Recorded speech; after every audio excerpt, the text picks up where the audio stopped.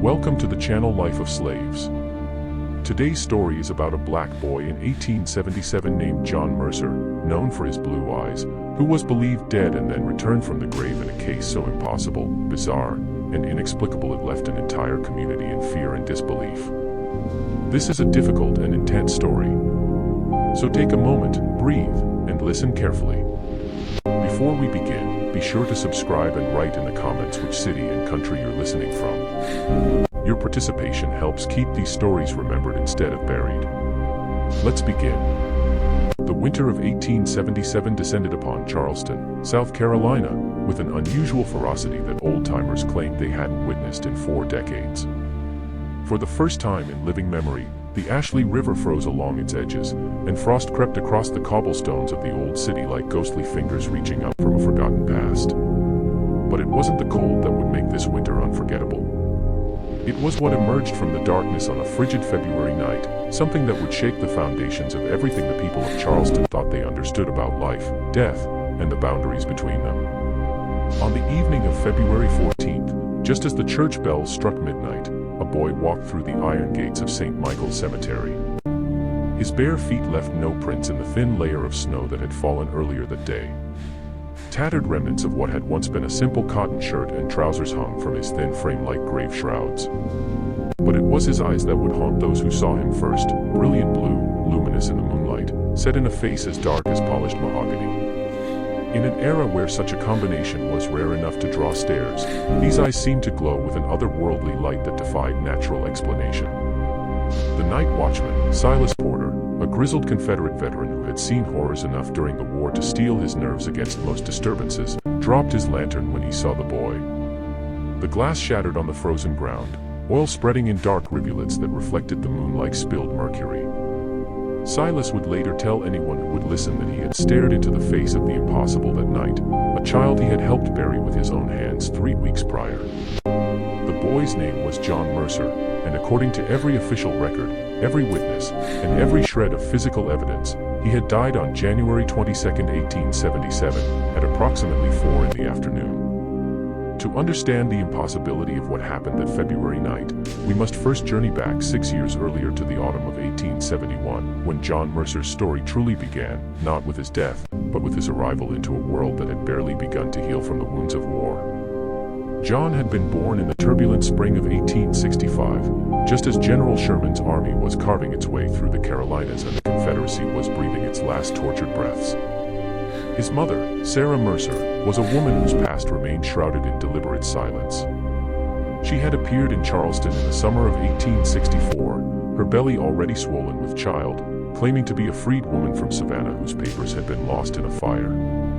In those chaotic final months of the war, with refugees streaming into the city from all directions, no one had questioned her story too closely. What drew attention and whispered speculation was the child she eventually bore. When John emerged into the world on a humid April morning, the midwife, an elderly woman named Esther Williams, who had delivered half the black children in Charleston over 4 decades, gasped audibly.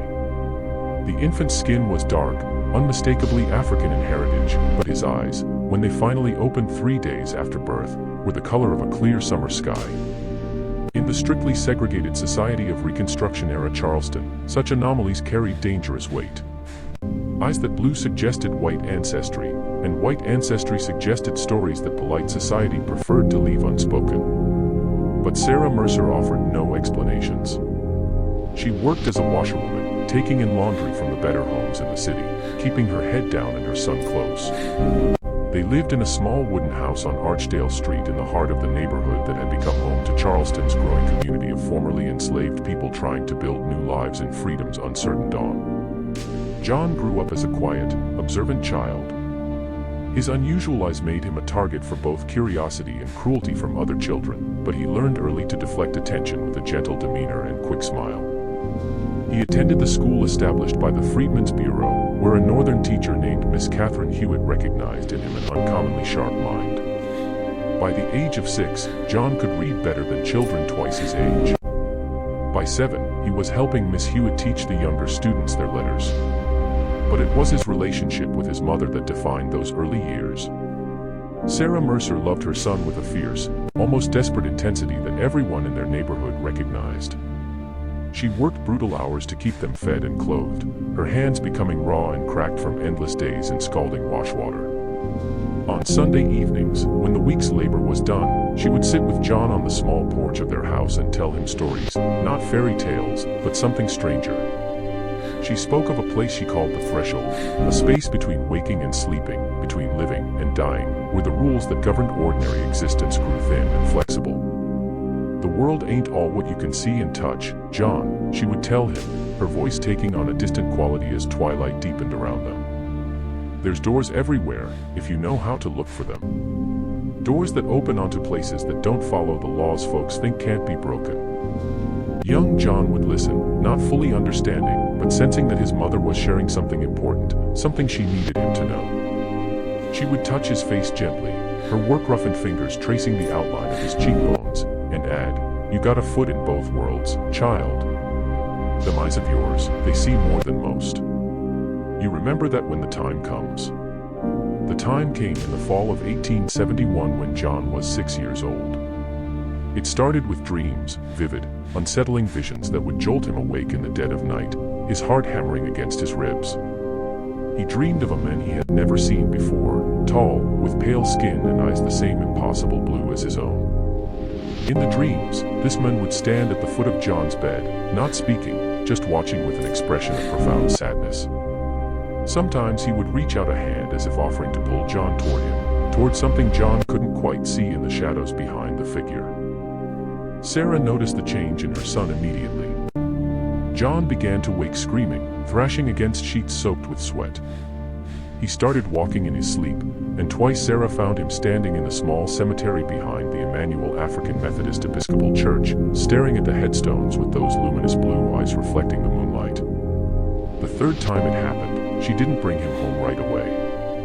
Instead, she sat with him among the graves as dawn broke over Charleston, and she finally told him a truth she had kept locked away for 6 years. "The man in your dreams," she said quietly, her voice barely audible over the morning birdsong, "his name was Thomas Whitmore. He was your father, John." The boy turned those startling blue eyes toward her, and Sarah felt her heart crack open. "He was a good man," she continued, the words coming faster now, as if a dam had broken inside her, "better than most white men I ever knew. He didn't see me as property or something less than human. He saw me, really saw me. We loved each other, John, even though the world said we had no right to such feelings. Even though his family would have killed us both if they'd known." She explained that Thomas Whitmore had been the youngest son of a prominent Charleston family, a man tormented by the contradictions of a society built on slavery. He had secretly helped enslaved people escape via the Underground Railroad, using his position and privilege to undermine the very system that had made his family wealthy. Sarah had met him when she was still enslaved on a plantation outside Savannah, and he had helped her escape in the summer of 1864. "He was going to meet me here in Charleston after the war," Sarah said, tears now streaming down her face. "We were going to start over somewhere up north, where maybe we could be a real family. But he never came. I waited for months, and then I heard he'd been killed. His own brother found out what he'd been doing. Found out about me, about you growing inside me. They said it was a hunting accident. But I know better. They murdered him, John. They murdered your father to protect their precious family name." John sat in silence, processing this revelation. Finally, he asked the question that had been growing in his mind. "Why is he in my dreams now, Mama? Why is he calling to me?" Sarah had no answer, at least not one that made sense in the rational world. But in the weeks that followed, the dreams intensified. John began to complain of feeling pulled, as if invisible hands were tugging at him, trying to drag him somewhere he couldn't name. He grew pale and thin despite Sarah's efforts to keep him fed. Dark circles appeared under those remarkable blue eyes. Desperate, Sarah sought help from everyone she could think of. She took John to the doctor who served the black community, a northern physician named Dr. Marcus Webb, who had come south with the occupying Union forces and stayed after the war. Dr. Webb could find nothing physically wrong with the boy, though he noted the child's disturbing weight loss and suggested a tonic to help him sleep. The tonic didn't help. If anything, the dreams grew worse. Sarah then turned to the community spiritual leaders. She brought John to see Reverend Morris of the Emmanuel AME Church, a powerful speaker who had been born into slavery but now led one of Charleston's largest black congregations. Reverend Morris prayed over the boy, anointed his forehead with oil, and declared that John was being tested by the Lord for some greater purpose.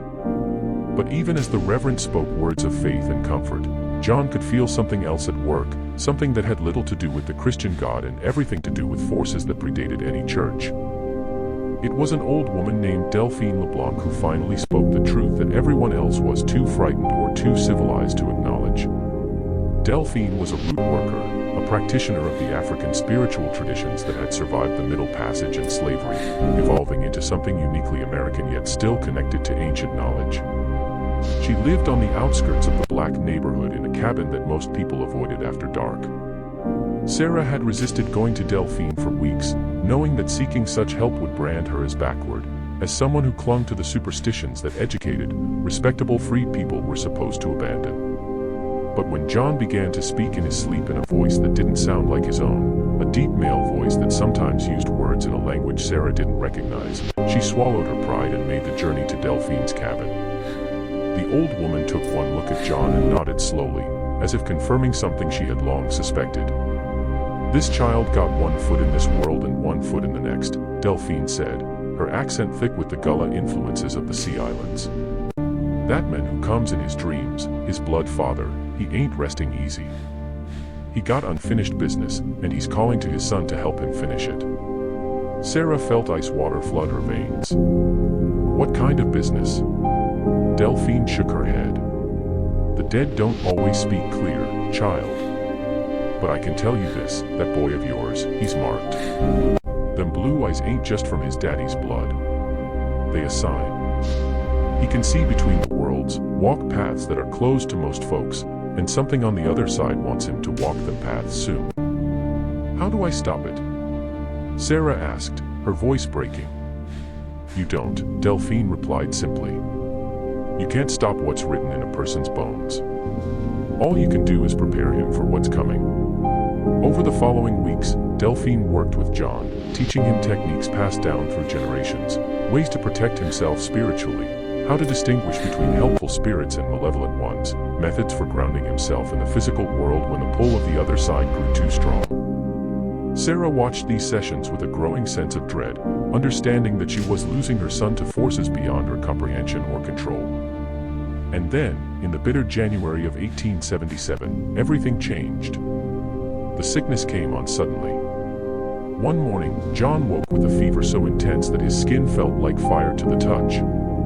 Dr. Webb was summoned immediately, and he diagnosed pneumonia, a common enough killer in Charleston's damp winters, especially among the poor who couldn't afford adequate heating fuel. For 3 days, Sarah barely left her son's bedside.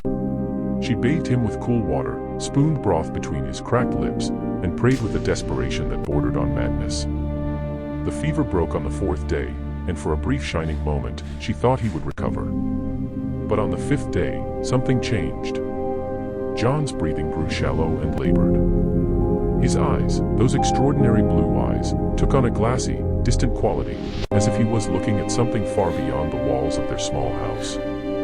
Dr. Webb returned and listened to John's lungs with his stethoscope, his expression growing grave. "I'm sorry, Sarah," he said quietly. "The infection has spread. There's nothing more I can do. You should prepare yourself." Sarah refused to accept it. She sent for Reverend Morris, who came and read scripture over the dying boy.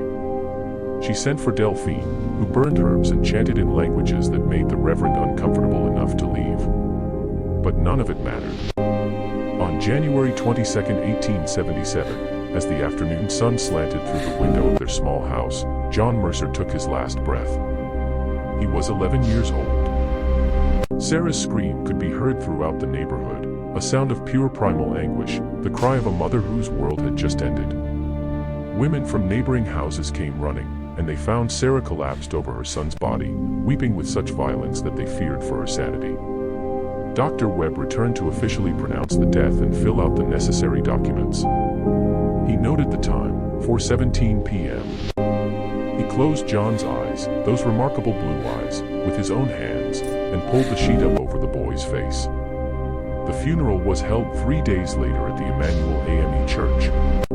Nearly 200 people attended, filling the pews and spilling out onto the street. They came to mourn not just the death of one child, but the loss of potential, the cutting short of a bright young life in a community that had already suffered more than its share of grief. John's body lay in a simple pine coffin at the front of the church. Several people would later testify that they had seen him there, had looked upon his peaceful face one final time before the lid was closed. Among them was Silas Porter, the night watchman, who had known John slightly and had volunteered to help carry the small coffin to its final resting place. The burial took place in the cemetery behind the church in a plot that Sarah had purchased with the last of her savings. Reverend Morris spoke words of comfort, assuring the mourners that young John was now in the arms of Jesus, free from pain and suffering. As the coffin was lowered into the frozen ground, Sarah collapsed again, held upright only by the women on either side of her. Silas Porter was one of 4 men who shoveled earth onto the coffin. He would remember years later the sound the dirt made as it hit the pine wood, a hollow, final sound that seemed to echo with terrible finality. He helped pack the earth down firmly, then assisted in placing a simple wooden marker at the head of the grave.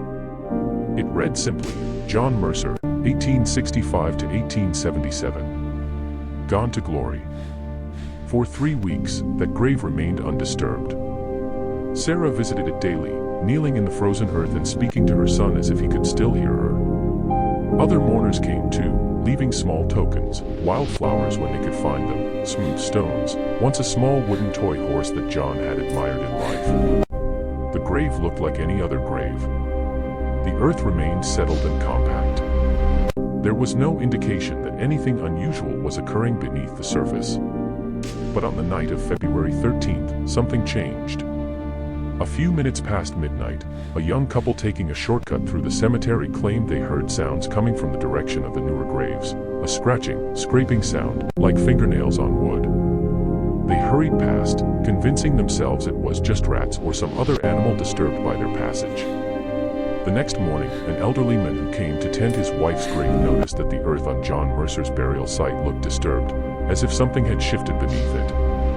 He mentioned it to Reverend Morris, who investigated and decided it was probably just the freeze-thaw cycles causing the soil to shift. He had seen it before.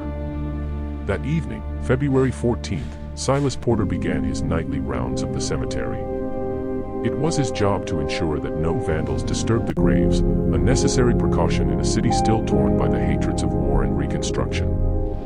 He carried a lantern and a heavy walking stick, and he knew every corner of St. Michael's Cemetery by heart. At precisely midnight, he would remember the exact moment because the church bells were ringing. He saw movement near the newer section of the graveyard. Assuming it was a stray dog or perhaps a homeless person seeking shelter, he raised his lantern and called out a warning. What he saw froze the blood in his veins. A boy was standing beside an open grave, the grave Silas himself had helped fill just 3 weeks earlier. The boy was covered in dirt, his clothes torn and muddy. But it was his eyes that captured Silas's attention and held it with an almost hypnotic power. They glowed with an eerie blue light in the lantern's illumination, and they were fixed on Silas with an intensity that seemed to pierce straight through to his soul. "John," Silas whispered, his voice cracking. "John Mercer." The boy took a step forward, and Silas's lantern fell from his nerveless fingers. The glass shattered, but Silas barely noticed. He was staring at the impossible, at a violation of every natural law he had ever known. The boy opened his mouth as if to speak, but no words came out, only a dry, rasping sound, like wind whistling through a hollow tree. Then he turned and began walking toward the cemetery gates with slow, deliberate steps. Silas found his voice and his legs at the same moment. He ran, not toward the boy, but toward the church, toward people, toward sanity. He pounded on the door of Reverend Morris's house, which stood adjacent to the church, shouting incoherently about the dead rising in Judgment Day. Reverend Morris, roused from sleep, tried to calm Silas down, but the night watchman was nearly hysterical. Finally, the Reverend agreed to go to the cemetery and see for himself. He brought 2 other men with him, members of the church who lived nearby and had been awakened by Silas's shouting. What they found made all four men question their sanity. John Mercer's grave had been opened from the inside. The earth was scattered around the site, and the wooden marker had been pushed aside. When they worked up the courage to look into the grave itself, they found the coffin with its lid broken open, the wood splintered outward as if something had burst through it from within. The coffin was empty. More disturbing still, there were scratch marks on the underside of the coffin lid, deep gouges that could only have been made by human fingernails, and there was blood, dried and brown, on the splintered wood. Reverend Morris stood at the edge of the violated grave, his mind struggling to make sense of what his eyes were showing him. This was impossible. He had presided over John's funeral himself. He had seen the boy's body, cold and still. He had watched the coffin being lowered into the earth and covered with 6 feet of soil and clay. "We need to find Sarah Mercer," he said finally, his voice hollow. "We need to tell her. God help us, I don't know what we need to tell her." But Sarah already knew. She had been awakened from a fitful sleep by a sound, a soft knocking at her door, so gentle it might have been mistaken for a branch brushing against the wood. But there were northwest trees close enough to her house for that to be possible. She had lain in bed for a moment, heart pounding, telling herself it was her imagination, a dream bleeding into waking. Then the knocking came again, slightly more insistent. Sarah rose from bed and walked to the door, her bare feet silent on the wooden floor. Her hand trembled as she reached for the latch. Some part of her knew what she would find on the other side, had perhaps known it from the moment John died, from the moment he had first started dreaming of his father's ghost. She opened the door. John stood on her porch, illuminated by the pale moonlight. He was covered in grave dirt, his clothes torn and filthy. His skin had the waxy, unnatural pallor of death. But his eyes, those incredible blue eyes that he had inherited from a father he'd never known, were alive and aware and fixed on her face with desperate need. "Mama," he whispered, and his voice was like wine through autumn leaves, dry and rustling and not quite human. Sarah didn't scream. She didn't faint or cry out or run away in terror. Instead, she did what any mother would do. She reached out and pulled her son into her arms. "Dirt and death and impossibility be damned. I've got you, baby," she murmured, holding him tight as he shuddered against her. "I've got you. You're home now." But even as she spoke those words of comfort, Sarah understood with terrible certainty that this was only the beginning. Her son had crossed a threshold that should not be crossed. He had returned from a place where no one should be able to return. And the world, both the living world and the world beyond, would not let such a transgression go unanswered. Whatever had brought John back from the dead had done so for a reason. And Sarah knew, with a mother's intuition and a root worker's understanding, that the price for such a miracle would be higher than she could possibly imagine. In the cemetery, Reverend Morris and his companions stood around the empty grave as dawn began to break over Charleston. They had no answers, no explanations that could reconcile what they were seeing with everything they believed about life, death, and the immutable laws of nature. "What do we do?" one of the men asked, his voice shaking. Reverend Morris looked at the violated grave, at the broken coffin, at the scratch marks that testified to unthinkable suffering. He thought of his theology, his training, his certainty that he understood how the world worked. All of it seemed to crumble to dust in the face of this impossible evidence. "We pray," he said finally. "We pray for guidance, and we pray for protection, because if John Mercer has come back from the dead, if the Lord has allowed such a thing to happen, then there is a purpose to it that we cannot yet comprehend. And God help us all when that purpose is revealed." The men bowed their heads in prayer as the sun rose over Charleston, painting the sky in shades of red and gold that seemed prophetic in their intensity, like blood and fire, like judgment and transformation, like the dawn of something unprecedented in a city that had already witnessed more than its share of the impossible. In her small house on Archdale Street, Sarah Mercer held her son and rocked him gently, as she had when he was an infant. John clung to her, his cold hands gripping her nightdress, his face buried against her shoulder. He smelled of earth and decay and something else, something that made Sarah's nose wrinkle, a sweet, cloying scent that reminded her of jasmine blooming over a grave. "What happened, baby?" she whispered. "Where did you go?" John pulled back slightly and looked up at her with those luminous blue eyes. When he spoke, his voice was clearer now, more like the child she remembered. But underneath it, she could hear something else, an echo, perhaps, or a harmony, as if multiple voices were speaking in unison. "I went to find him, Mama," John said. "I went to find my father. He showed me the way back. He showed me how to open the door." Sarah felt tears streaming down her face. "What door, sweetheart? What door did you open?" John's eyes grew distant, as if he was looking at something she couldn't see, something that existed just beyond the veil of ordinary reality. "The door between the living and the dead," he said simply. "The door that's supposed to stay closed. But Mama, it's not closed anymore. I opened it. And now things can come through. Things that were trapped on the other side. I didn't know. I didn't understand what I was doing." A chill ran down Sarah's spine that had nothing to do with the winter cold. "What things, John? What's coming through?" But before her son could answer, a sound echoed through the pre-dawn stillness, a sound that would become terrifyingly familiar in the days and weeks to come. It was a howling, inhuman and filled with rage and hunger, coming from somewhere in the darkness beyond her small house. And in the growing light of that February morning, as word began to spread through Charleston that John Mercer had returned from the grave, neither mother nor son could know that they had just unleashed something that would test the very foundations of faith, reason, and reality itself. The boy who came back from the dead had opened a door that should have remained forever closed.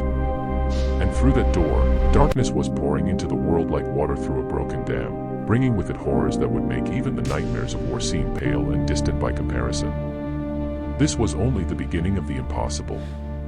The true horror was yet to come. The news of John Mercer's return spread through Charleston's black community like wildfire through dry timber. By mid-morning on February 15th, a crowd had gathered outside Sarah's small house on Archdale Street, drawn by a mixture of curiosity, fear, and desperate hope. If one child could return from death, perhaps others could, too. Perhaps the mothers who had lost sons to disease, to violence, to the countless dangers that stalked the poor and vulnerable might see their children again. But there was also darker speculation. In hushed voices, people whispered about evil spirits, about demons taking human form, about divine punishment for unnamed sins. The more educated dismissed such talk as superstition, but even they couldn't explain what Silas Porter and Reverend Morris had witnessed in the cemetery. Sarah kept her door locked and her curtains drawn. Inside, she tended to John with the careful attention she might give to a fever patient, though the malady afflicting her son defied any medical understanding.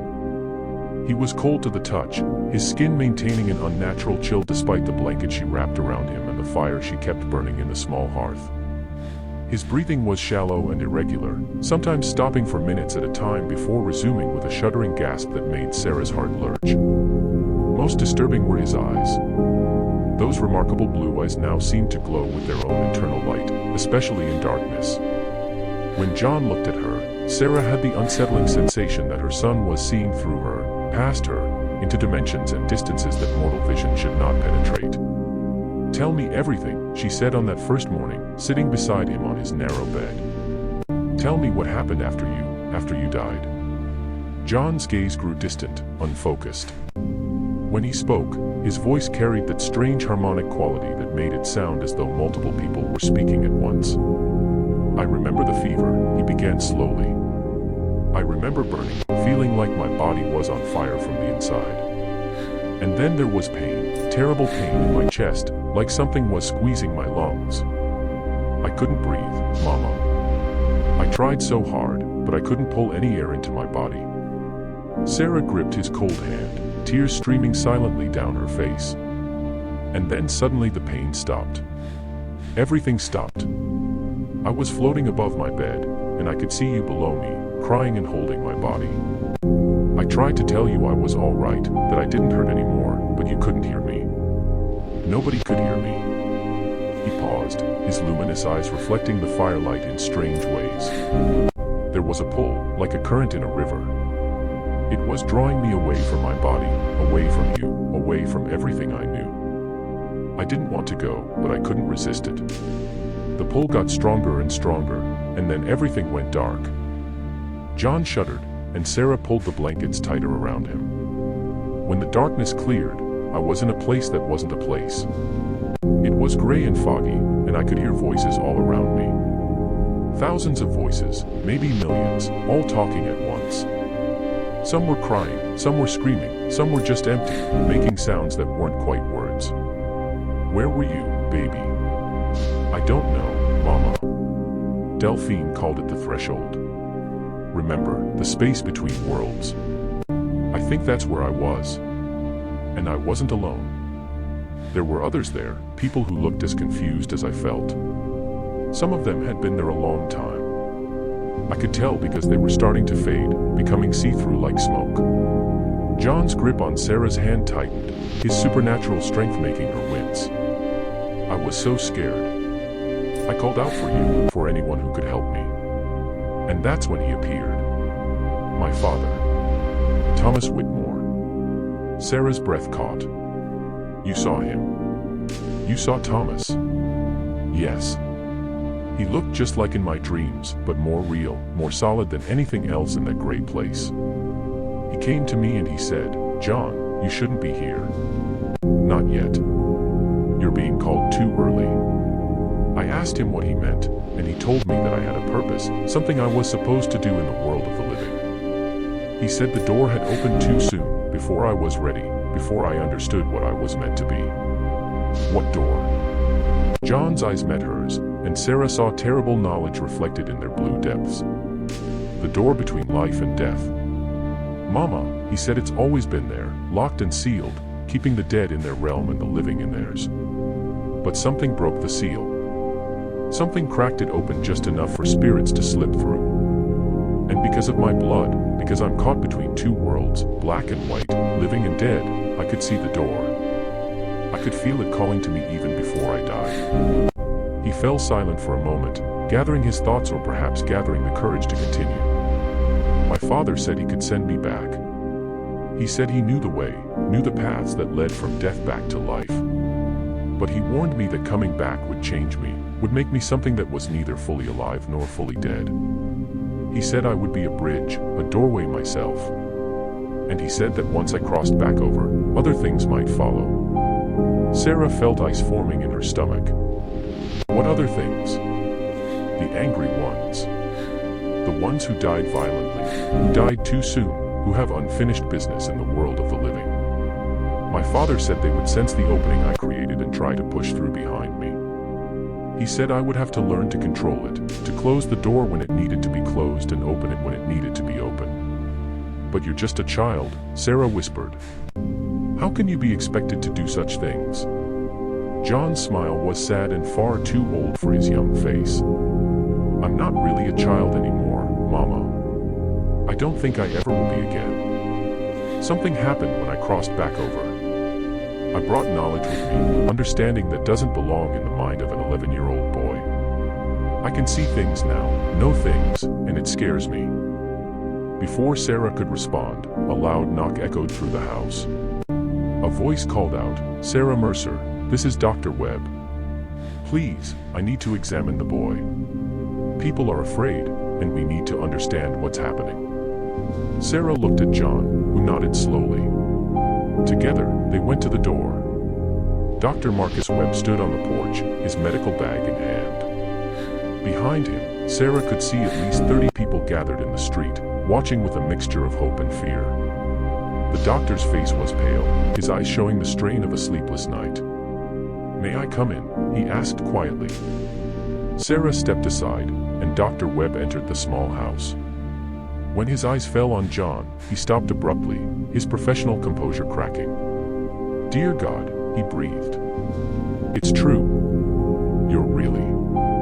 How is this possible? I don't know, Doctor, Sarah said, but he's here, and he needs help. Dr. Webb approached John cautiously, as one might approach a wild animal. He sat down his bag and pulled out his stethoscope with trembling hands. May I examine you, John? The boy nodded and sat still while the doctor listened to his chest. What Dr. Webb heard, or rather didn't hear, made him go even paler. He checked again, moving the stethoscope to different positions, pressing harder against John's chest. "This is impossible," he muttered. "Your heart, it's barely beating once, maybe twice per minute, if that. No human being could survive with such a limited circulation. And your lungs, you're hardly breathing at all. By all medical understanding, you should be dead." "I was dead," John said simply. "Maybe I still am in a way."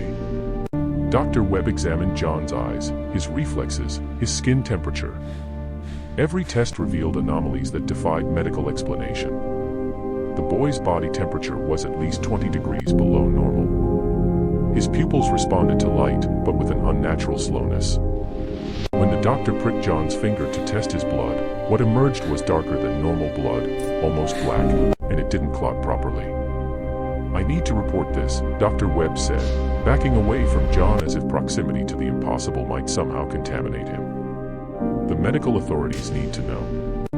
This could change everything we understand about life and death." "No," Sarah said firmly. "You can't. You know what they'll do.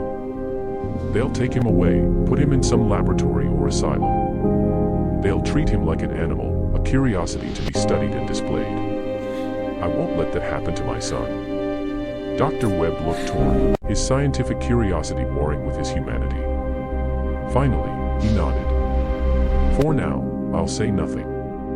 But Sarah, you need to understand, what's happened here is beyond anything I've ever encountered. John isn't. He isn't fully alive in the way we understand life. And if word spreads, which it will, you won't be able to protect him from those who want to study him or those who want to destroy him out of fear." The doctor's words proved prophetic. By the next morning, the story had spread beyond Charleston's black community and reached the white parts of the city. Newspapers picked up the tale, with the Charleston Mercury running a sensational headline: "Negro Boy Returns from Grave. Witnesses Claim Miracle or Devilry in Cemetery Resurrection." The article was a mixture of fact, speculation, and barely concealed racism. It questioned whether John's return was a divine miracle or some form of voodoo witchcraft, playing into white fears about African spiritual practices. It suggested that the entire incident might be an elaborate hoax, with the implication that black people were either gullible enough to believe such nonsense or dishonest enough to perpetrate it. The reaction was swift and varied. Some white citizens dismissed the entire story as superstitious fantasy. Others saw it as evidence of dark practices among the freed slave population and called for investigations. A small but vocal group of religious extremists declared it a sign of the end times, proof that the apocalypse was imminent. But it was the scientific community that took the most aggressive interest. By February 17th, 3 days after John's return, a delegation arrived from the Medical College of South Carolina. They demanded to examine John, insisting that the advancement of medical knowledge required investigation of such an unprecedented case. Sarah refused to let them in. She stood at her door, blocking their entry with her body and her will. "My son is not a specimen for your experiments," she told them, her voice steady despite her fear. "He's a child who's been through trauma. You will not touch him." The doctors argued. They threatened. They offered money. Finally, they left with promises, or threats, that they would return with legal authority to compel cooperation. That evening, Delphine LeBlanc came to visit. The old root worker moved through the darkness like a shadow, avoiding the crowds and the curious onlookers. Sarah let her in immediately, grateful for guidance from someone who understood forces beyond the material world. Delphine took one look at John and shook her head slowly. "Child, you done walked where the living ain't meant to walk, and come back carrying things that don't belong in this world. Can you help him?" Sarah asked desperately. "Help him? Maybe. But first, we got to understand what we're dealing with. John, you say you opened a door." The boy nodded. "I didn't mean to. I was just trying to come home." "I know, baby. But intention don't matter much when you're dealing with the threshold. You created a crack in the wall between worlds, and things are already slipping through that crack. You feel it, don't you? You can sense them." John's luminous eyes widened. "Yes. I can feel them all around us, pressing against the boundaries, trying to push through. Some of them are confused, some are angry, and some," he shuddered, Some are just hungry. Hungry for what? Sarah asked, though she wasn't sure she wanted to know the answer. For life, Mama. They want to feel alive again, and they think they can take that from the living. Delphine began unpacking items from the worn cloth bag she carried: roots, herbs, small bones, colored stones. She arranged them in a circle on the floor around John's chair. "This is a protection circle," she explained. "It won't stop everything, but it'll help keep the worst of them away from this house." "But John, you listening to me? This is important. You got to learn to control what you done opened. You got to learn to be the gatekeeper, to decide what comes through and what stays on the other side." "How?" John asked. "How do I learn that?" "The same way anybody learns anything: practice and guidance. I can teach you some of it. The things my grandmother taught me. The knowledge that came from Africa and got mixed up with things learned here. But some of what you need to know, you're going to have to learn yourself. You got to walk the paths between worlds. Got to learn the rules that govern those spaces." Over the following days, Delphine worked with John while Sarah watched and worried. The old woman taught him techniques for grounding himself in the physical world, for strengthening his connection to life rather than death. She showed him how to see the spirits that were gathering around him, drawn by the door he had opened. She taught him words of power, ritual phrases that could command or banish entities from the threshold. But the lessons were interrupted repeatedly by disturbances that grew increasingly violent. The first incident occurred on February 19th. A woman named Martha Green, who lived 3 houses down from Sarah, began screaming in the middle of the night that her dead husband was in her bedroom. Neighbors rushed to her aid and found her cowering in a corner, pointing at empty air and insisting that her husband, who had been killed in a farming accident 2 years earlier, was standing by the window, begging to be let back into the living world. Dr. Webb was called and sedated Martha, diagnosing hysteria. But Sarah and Delphine knew better. The door John had opened was allowing spirits to manifest more strongly than they should, to press against the veil separating them from the living. 2 days later, a child playing near the cemetery reported seeing his dead sister among the gravestones, waving to him and asking him to play with her. The child tried to follow her and had to be physically restrained by his terrified mother. The incidents multiplied. People reported hearing voices of deceased loved ones calling to them from empty rooms. Shadows moved with impossible independence from their sources.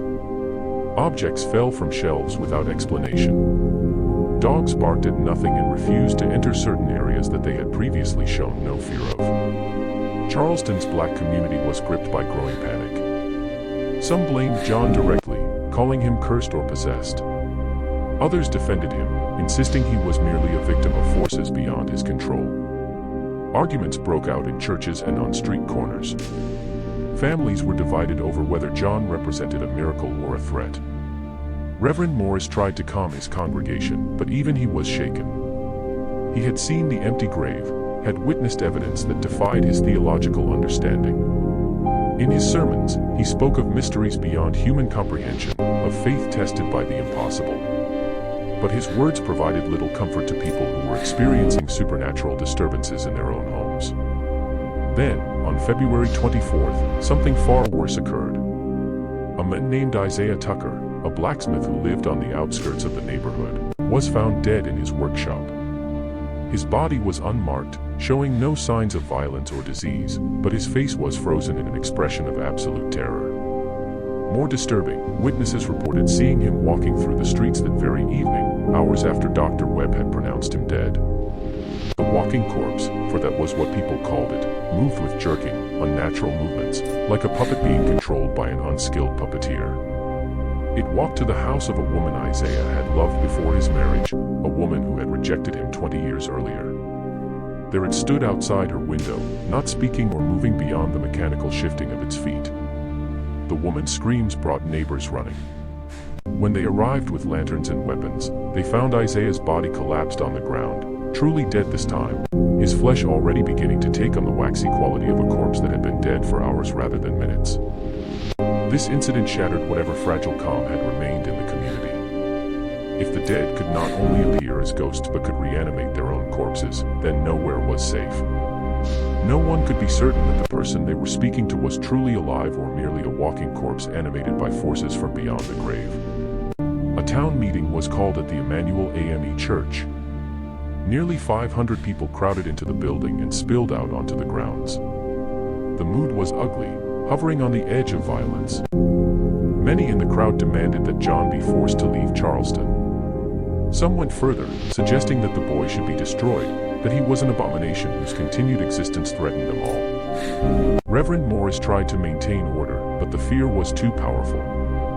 Only the intervention of a group of influential community leaders, including several Union Army veterans who commanded respect, prevented the meeting from devolving into a lynch mob. Sarah kept John hidden during all of this, moving him from house to house among those few families who were still willing to help her.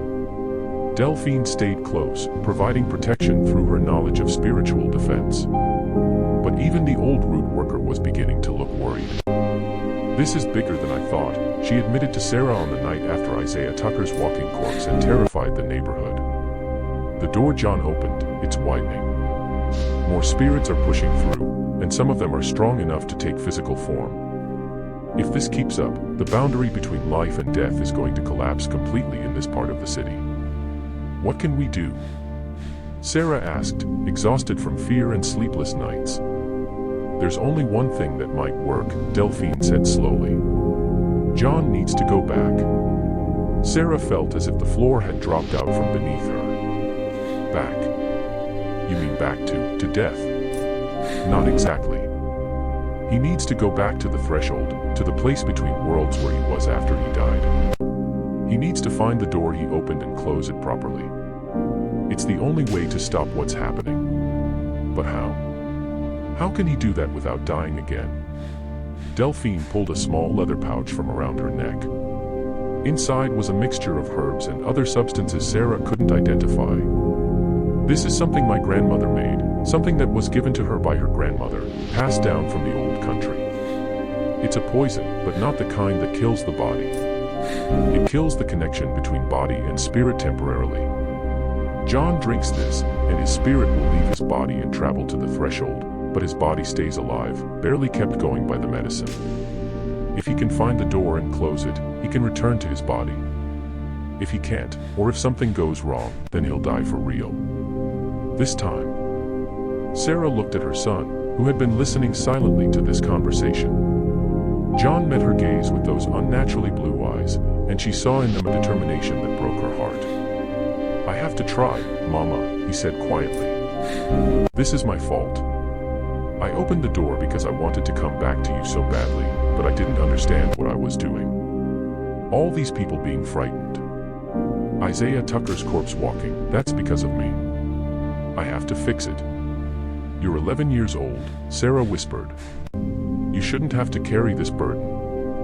"I stopped being just 11 years old the moment I came back from the dead," John replied, and his voice carried the eerie harmonic quality again, as if multiple entities were speaking through him. "I'm something else now, Mama. Something that exists in both worlds. And maybe that's what I was always meant to be. Maybe that's why my eyes are this color. Why I've always been able to see things others can't. Maybe I was born to be a bridge between the living and the dead." Sarah wanted to argue, to refuse, to gather her son in her arms and run as far from Charleston as their legs could carry them, but she knew it was futile. The supernatural disturbances were spreading.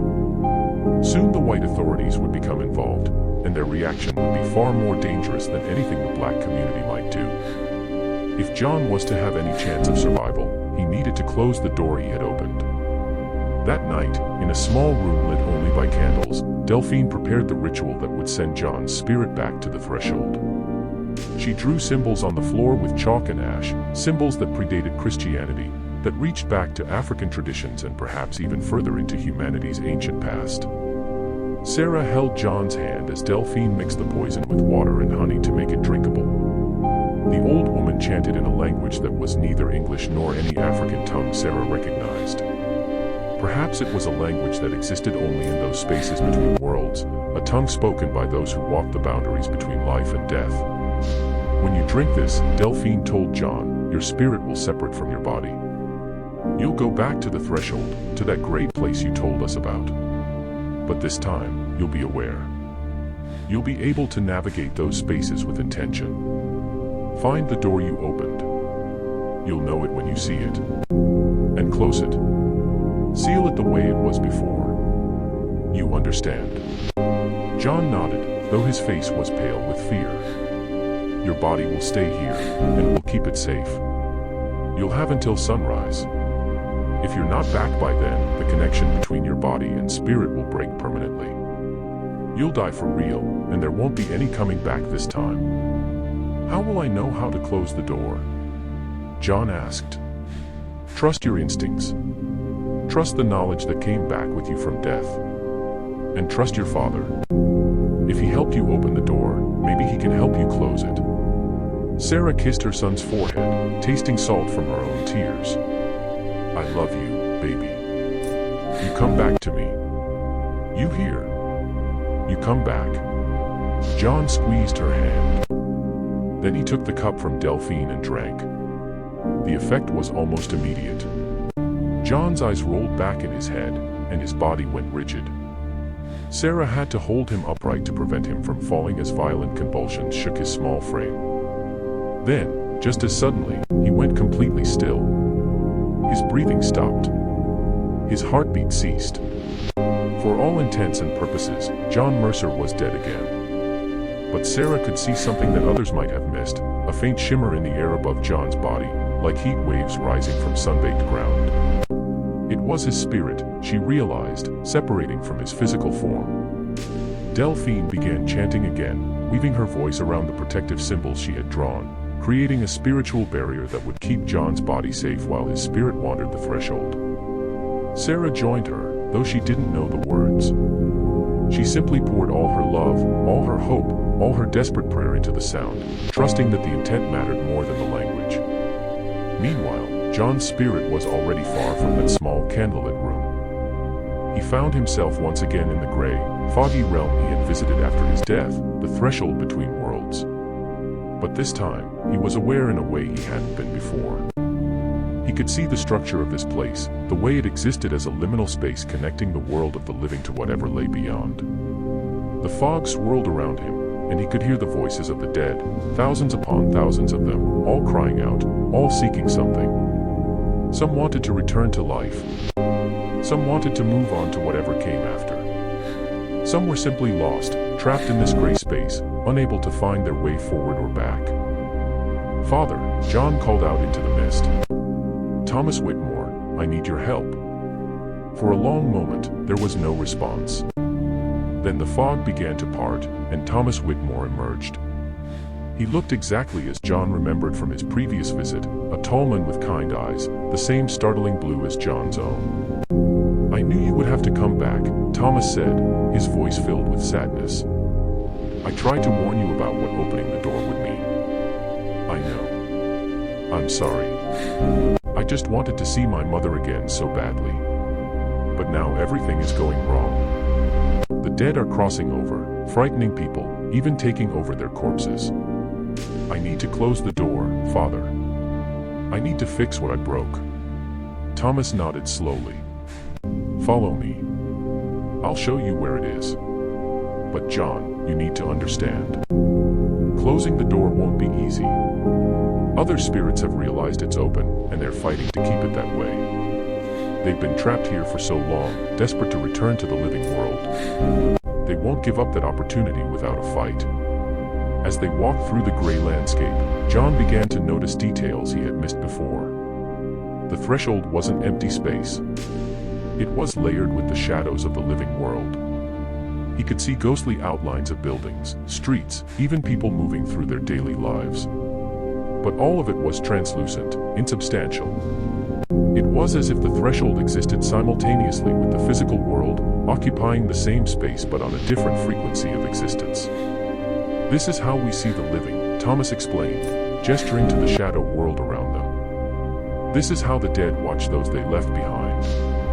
Most can only watch, but the door you opened has made it possible for some to do more than that, to reach through to influence events, even to possess the living or reanimate their own corpses.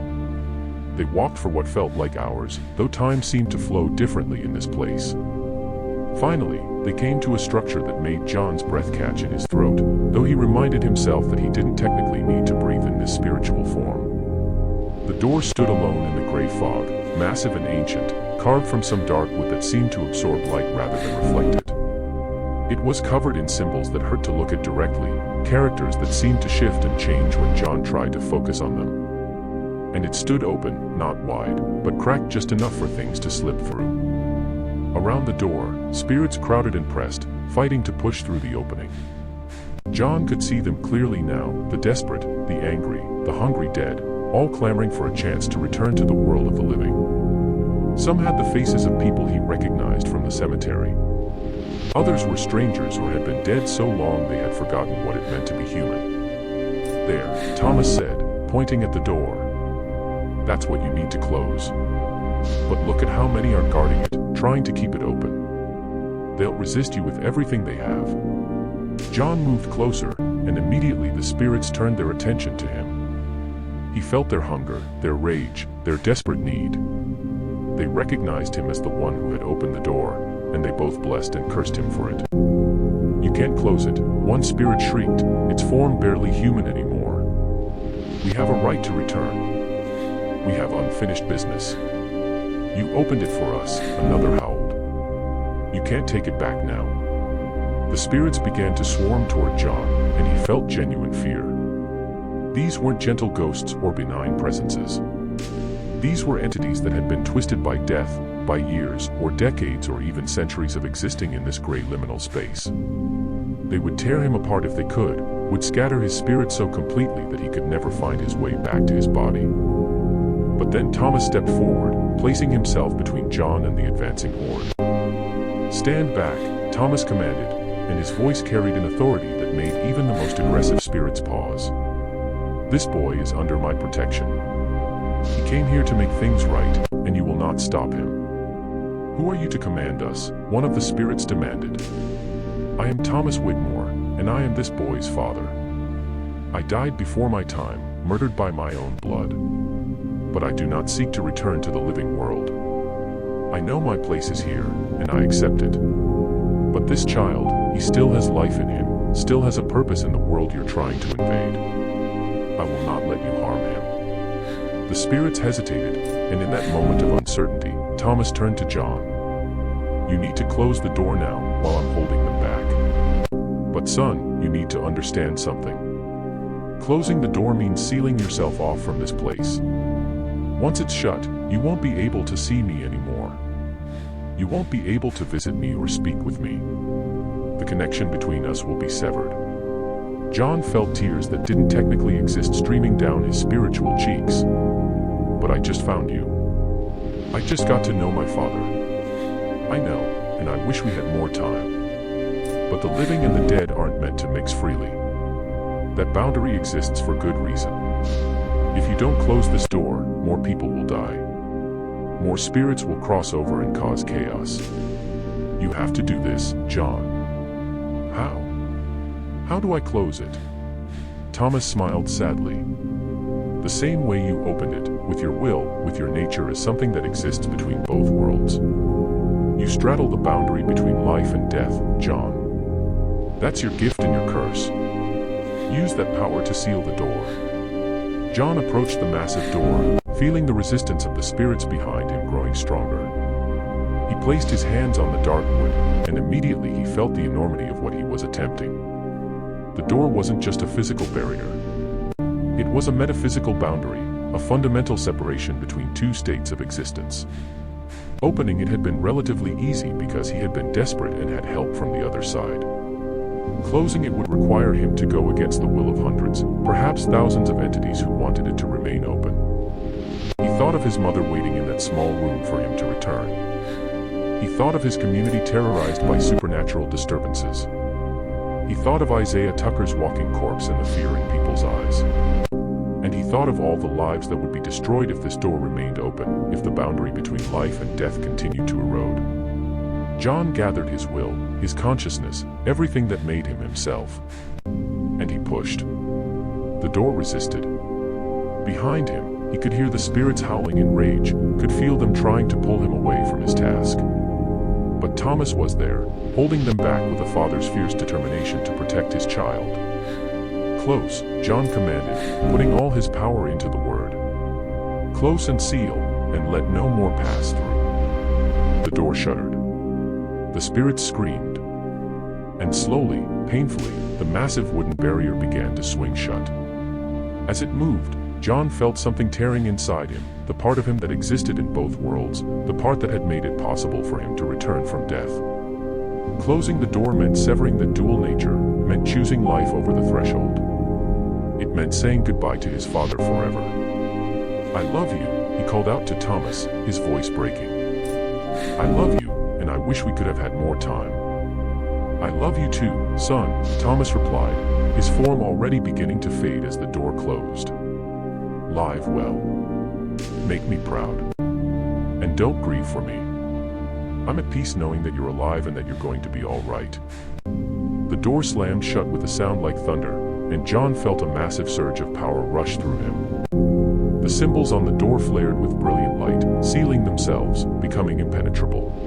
The spirits that had been pressing toward the door were thrown back, scattered across the gray landscape of the threshold. And John felt himself being pulled backward, yanked toward his body with irresistible force. The threshold blurred around him, the fog becoming a tunnel of gray light. And then he gasped, his lungs filling with air that tasted like fire. His heart stuttered, then began beating with painful irregularity. His eyes flew open, and he saw his mother's tear-stained face hovering above him, her lips moving in prayers or pleas or both. "Mama," he whispered, his voice raw. Sarah's sob of relief was the most beautiful sound John had ever heard. She gathered him into her arms, holding him with fierce tenderness, and he could feel her tears soaking into his hair. "You came back," she whispered. "Oh, thank God, you came back." Delphine stood nearby, her old face showing relief but also exhaustion. The ritual had taken its toll on her, and she looked every one of her many years. "Did you close it?" she asked. "Did you seal the door?" John nodded weakly. "It's closed. It should stay closed now. The spirits can't cross over anymore." And indeed, in the days that followed, the supernatural disturbances in Charleston began to fade. The voices stopped. The shadows returned to normal. The sense of oppressive, otherworldly presence that had hung over the black community lifted like fog burning away in sunlight. But John himself was changed. His eyes, which had glowed with that eerie blue light since his return, gradually dimmed to a more natural appearance, though they retained their unusual color. His body temperature slowly returned to normal. His heartbeat and breathing became regular again. He was returning to life, truly returning this time, leaving behind the liminal state he had existed in since crawling out of his grave. The medical doctors who had demanded to examine him lost interest when they realized he was exhibiting no more unusual symptoms. The newspaper articles dried up, moving on to other sensations. The crowds outside Sarah's house dispersed. Within 2 weeks, the incident had begun to take on the quality of a strange dream, something people weren't quite sure had really happened the way they remembered. Only those who had been closest to the events, Sarah, Delphine, Reverend Morris, Dr. Webb, and a handful of others, truly understood what had occurred, and they kept their knowledge to themselves, recognizing that some truths were too dangerous to speak aloud. John slowly returned to his normal life, or as normal as it could be after what he had experienced. He went back to school, though he found the lessons almost unbearably simple compared to the cosmic truths he had glimpsed in the threshold. He played with other children, though he could no longer quite connect with their innocent games and concerns. He had crossed a boundary that changed him fundamentally, and there was no going back to the child he had been before. But he was alive. He was with his mother. And he was free from the burden of being a doorway between worlds. On March 15th, exactly 1 month after his return from the grave, John visited St. Michael's Cemetery for the first time since his resurrection. Sarah accompanied him, holding his hand as they walked among the gravestones to the plot where John had briefly been buried. The grave had been filled in properly now, the earth packed down and planted with grass seed. The simple wooden marker still stood at the head, though someone had added flowers, fresh ones recently placed. "Who brought these?" John asked. Sarah shook her head. "I don't know. Maybe someone from the church. But John knew, somehow, that the flowers had been placed there by his father's hand, or by whatever subtle influence Thomas could still exert from beyond the threshold.